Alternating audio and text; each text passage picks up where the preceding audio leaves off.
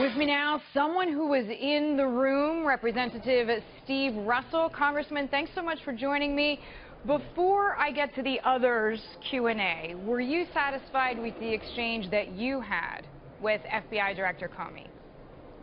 I expressed an exasperation that I think that the American people feel when state secrets are not safeguarded and there's no consequence. I asked Director Comey if I had had a top secret SCI clearance, which I did in the military, and I certainly have that level now as a congressman, that if I were an FBI agent, would it disqualify me? And he said that there would be severe penalties. And then I also asked him if it would be, would I be the most suitable candidate for promotion or for increased responsibility? And he stated that it would have a serious detriment to that consideration. And so here we are. The American people are exasperated that there's no consequence. So, Congressman, for those who were not watching for whatever reason during that particular part, because it was riveting, I'm going to play your exchange if you don't mind, and I have a follow-up question. Please. So here it is. What consequence? This is what the American people feel exasperated about. There seems to be no consequence.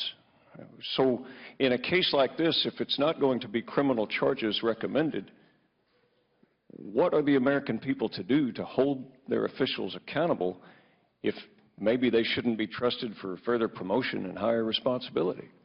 And what I meant earlier is that's not a question that the American people should put to the FBI director. I heard you say you were frustrated by that. What is the next best step forward? Because you raised an important point. Well, I think the key thing now is she did testify under oath to Congress.